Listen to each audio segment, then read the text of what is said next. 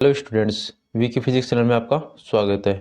तो आज हम पढ़ने जा रहे हैं क्लास 12th के सेकंड चैप्टर का टॉपिक संधारित्र में संचित ऊर्जा। इससे पहले हमने देखा था संधारित्रों में संयोजन।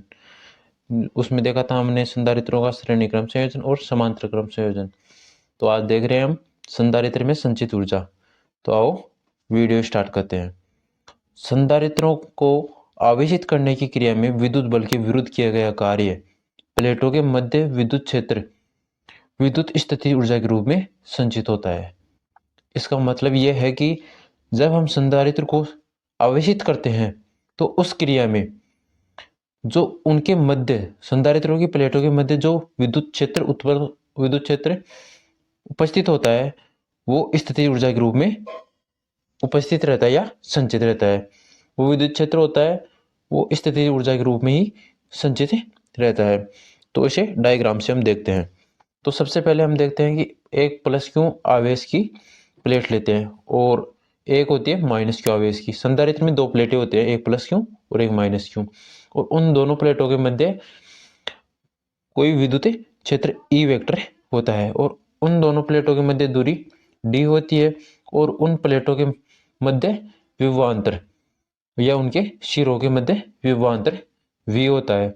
तो इसमें हमें क्या करना है, सबसे पहले हमें एक डी क्यू आवेश लेना है। डी क्यू आवेश का मतलब है कि आवेश का एक अल्पांश भाग लेना है। क्यू आवेश का एक अल्पांश भाग हो गया डी क्यू, तो उसको एक स्थान से दूसरे स्थान पर स्थानांतरित करके देखना है कि इसमें कितना कार्य हो रहा है। फिर उस आधार पर हमें इसका संपूर्ण आवेश को स्थानांतरित करने में जो कार्य करना पड़ रहा है उसी को हमें निकालना है और वो वही कार्य स्थितिज ऊर्जा के रूप में संचित होगा। तो अब देखते हैं हम माना संधारित्र की प्लेटों के सिरों का विभवांतर। संधारित्र की प्लेटों के मध्य जो विभवांतर होता है वो होता है V equal to Q upon C. जो हमने देखते हैं कि फॉर्मूला होता है कि क्यू प्रोपोर्शनल होता है V के। तो संधारित्रों का आवेश उसके विभवांतर के प्रोपोर्शनल होता है। तो क्यों प्रोपोर्शनल V होता है, तो उसी फॉर्मूले से हम देखते हैं कि V विभवांतर निकालते हैं तो V equal to Q upon C. तो वही से हमने विभवांतर निकाला है। अब अल्प आवेश डी क्यू के स्थानांतरण में किया गया कार्य, जब हम जो अभी डायग्राम में हमने देखा था ये डी क्यू आवेश, तो उसको स्थानांतरित करने में जो कार्य करना पड़ रहा है उसी को हम फॉर्मूले से देखते हैं। तो डी क्यू डी डब्ल्यू हो गया, उसको स्थानांतरित करने में किया गया कार्य। तो डी डब्ल्यू बराबर वी डी क्यू, वी विभवांतर हो गया और डी क्यू वो आवेश हो गया।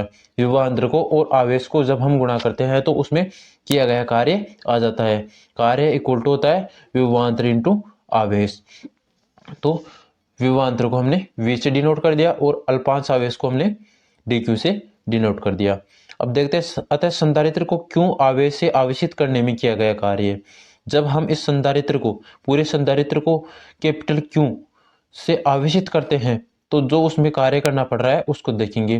तो अभी तो हमने देखा था कि इस अल्पांश डी क्यू को स्थानांतरित करने में किया गया कार्य, और अब देखेंगे हम संपूर्ण संधारित्र को जिसमें क्यों आवेश है उसे स्थानांतरित करने में जो कार्य करना पड़ रहा है उसको देखेंगे। तो पूरा संपूर्ण कार्य निकालने के लिए हम जो हमारे पास ये डी डब्ल्यू कार्य आया था सिर्फ डी क्यू के कारण, तो उसका हम इंटीग्रेशन कर देंगे।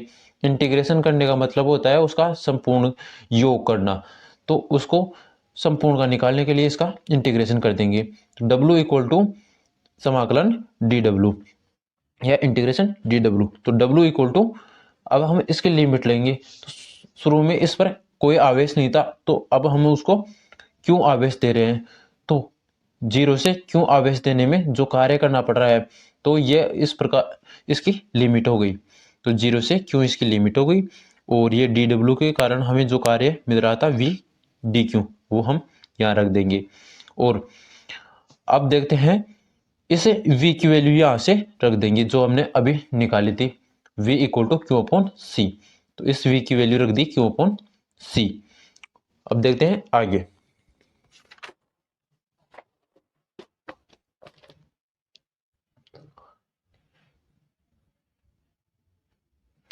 तो w equal to one upon C को बाहर निकाल दिया और इसकी लिमिट 0 से क्यू है और अंदर बच गया क्यू डी क्यू। तो अब इस क्यू का हम इंटीग्रेशन कर देंगे तो डी क्यू के सापेक्ष। तो क्यू का इंटीग्रेशन हो गया क्यू स्क्वायर अपॉन 2 और लिमिट 0 से क्यू है।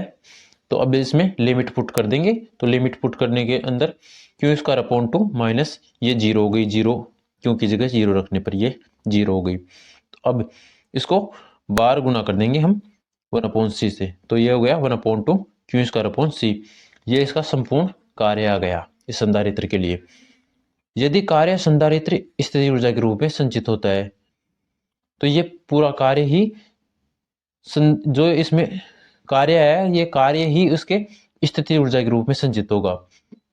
कार्य को ही हम स्थितिज ऊर्जा मानते हैं। तो अब इस W की जगह हम यूं लिख देंगे क्योंकि कार्य ही एक प्रकार से ऊर्जा होती है। तो U equal to 1/2 Q square upon C. तो एक फॉर्मूला तो हमारे पास ये आ गया स्थितिज ऊर्जा का। अगर हम इसे विभवांतर के रूप में देखना चाहते हैं या इसे, तो हम Q का मान रख देंगे यहाँ पर। तो Q equal to C V होता है। तो इस क्यू स्क्वायर की जगह हम इसे सी वी को रख देंगे। तो ये हो गया U equal to 1/2 C square V square upon C. एक सी से एक सी कट गया तो अब बच गया हमारे पास 1/2 सी वी स्क्वायर। एक फॉर्मूला हमारे पास स्थितिज ऊर्जा का विभवांतर के रूप में ये आ गया। ये तो था आवेश के रूप में और ये आ गया विभवांतर के रूप में। इसी प्रकार हम जब इस सी का मान, अगर हम इसे दोनों आवेश और विभवांतर के रूप में देखना चाहते हैं इसका फॉर्मूला, तो हम इस सी का मान रख देंगे। सी का मान होता है C equal to Q upon V. तो सी का मान रख दिया यहाँ पे। तो सी का मान 1/2 Q square Q upon V. इस सी की जगह हम इसका मान रख देंगे क्यू अपॉन वी। ये उसी फॉर्मूले से है क्यू प्रोपोर्शनल वी के फॉर्मूले से ही ये सी का फॉर्मूला। तो क्यू इक्वल टू वी। अतः संधारित्र में संचित ऊर्जा, संधारित्र में संचित ऊर्जा, अब हम इन तीनों फॉर्मूलों को एक साथ लिख देंगे। U equal to 1/2 Q square upon C. एक फॉर्मूला तो हमारे पास ये हो गया, एक फॉर्मूला था हमारे पास 1/2 सी वी स्क्वायर। ये विभवांतर के रूप में है, ये आवेश के रूप में और इस धारिता के रूप में, और ये विभवांतर और धारिता के रूप में, और ये विभवांतर और आवेश के रूप में 1/2 क्यू अपॉन वी। तो हमारे पास संचित ऊर्जा से स्थितिज ऊर्जा को निकालने के लिए तीन फॉर्मूले प्राप्त हैं। तो हम इन तीनों फॉर्मूले से किसी भी संधारित्र की स्थितिज ऊर्जा निकाल सकते हैं। तो अब देखते हैं आगे अगला टॉपिक। अगला टॉपिक है हमारे पास संधारित्र का ऊर्जा घनत्व। संधारित्र की प्लेटों के मध्य उत्पन्न विद्युत क्षेत्र के एकांक आयतन में संचित ऊर्जा को ऊर्जा घनत्व कहते हैं।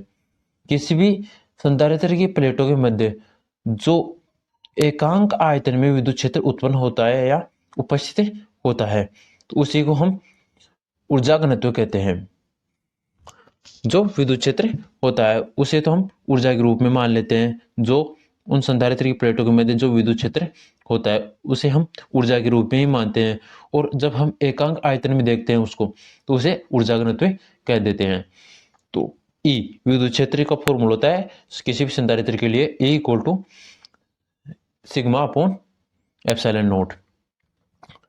तो E equal to Q upon A epsilon naught. इस सिग्मा का मान रख दिया हमने यहाँ पे किसी भी, तो सिग्मा इक्वल टू होता है क्यू अपॉन ए। क्यू आवेश हो गया, ए यहाँ पर क्षेत्रफल हो गया, एकांक क्षेत्रफल में उपस्थित आवेश। तो ये हमारे पास सिग्मा का फॉर्मूला आ गया। सिग्मा का फॉर्मूला यहाँ पे रख दिया। तो Q equal to E A epsilon naught. हमने यहाँ से क्यू निकाल लिया, इससे क्यू आ गया हमें। संधारित्र की धारिता होती है C equal to A epsilon naught upon D.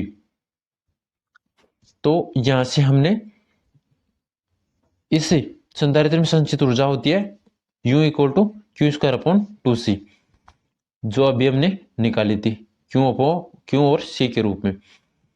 तो ये संधारित्र की संचित ऊर्जा हो गई। तो यहां पर हमने Q और C का मान रख दिया जो हमारे पास समीकरण 1 और 2 से मान आया है Q और C का। तो इसमें हमने इन दोनों का मान रख दिया। तो यहाँ पर तो Q स्क्वायर था तो ई ए एप्सिलॉन नॉट का स्क्वायर हो गया और इस C का मान हो गया ए एप्सिलॉन नॉट अपॉन डी। तो एप्सिलॉन नॉट यहाँ परावर्तकांक है, तो यहाँ से जो कट रहा है उसको काट देंगे और बच गया ए स्क्वायर एप्सिलॉन नॉट, और डी इसको हमने डी को ऊपर कर दिया यहाँ पे, और ए से ए काट दिया, एक एप्सिलॉन नॉट से एक एप्सिलॉन नॉट काट दिया। तो बचा क्या हमारे पास, U equal to 1/2 epsilon naught E square A D. तो हम इस ए डी को आयतन के रूप में लिख सकते हैं। प्लेटों के मध्य का आयतन इक्वल टू क्षेत्रफल इंटू लंबाई। जब क्षेत्रफल को हम लंबाई से और गुणा कर देते हैं तो वो आयतन के रूप में प्राप्त हो जाती है, क्योंकि किसी भी, ये तो 2 डिग्री में हो गया, ये तो लेंथ स्क्वायर, जब हम इसकी डायमेंशन देखते हैं तो क्षेत्रफल तो लेंथ स्क्वायर के रूप में आ गई। अगर उसमें एक लंबाई को गुणा कर देते हैं तो वो आयतन के रूप में आ जाती है। तो a इंटू डी, तो ये आयतन के रूप में आ गया v equal to A into D. अब इस ए डी की जगह हम इस v को पुट कर देंगे। तो अतः संधारित्र का ऊर्जा घनत्व, संधारित्र का ऊर्जा घनत्व हो गया u equal to 1/2 epsilon naught E square. इस ए डी की जगह v पुट कर दिया यहाँ से, तो ये v आ गया। अब इस v को हम इस साइड भेज देंगे, तो यह हो गया u upon v equal to 1/2 epsilon naught E square. तो एकांक आयतन में उपस्थित स्थितीय ऊर्जा को हम ऊर्जा घनत्व कहते हैं, जो अभी हमने इसकी डेफिनेशन से देखा था। तो यह आ गया एकांक आयतन में उपस्थित स्थितीय ऊर्जा। तो इसको हम स्मॉल u से डिनोट कर देंगे। स्मॉल u को हम ऊर्जा घनत्व मान लेते हैं, तो small u equal to 1/2 epsilon naught E square. तो ये किसी भी संधारित्र के लिए ऊर्जा घनत्व का फॉर्मूला आ गया u equal to 1/2 epsilon naught E square. तो ये ऊर्जा के रूप में इसका फॉर्मूला हमें प्राप्त हो गया है। अगर वीडियो पसंद आए तो वीडियो को लाइक करें, चैनल को सब्सक्राइब करें। ऐसे ही वीडियो प्राप्त करने के लिए हमारे बेल आइकन को जरूर दबाएं और टेलीग्राम चैनल को भी ज्वाइन करें। Thank you.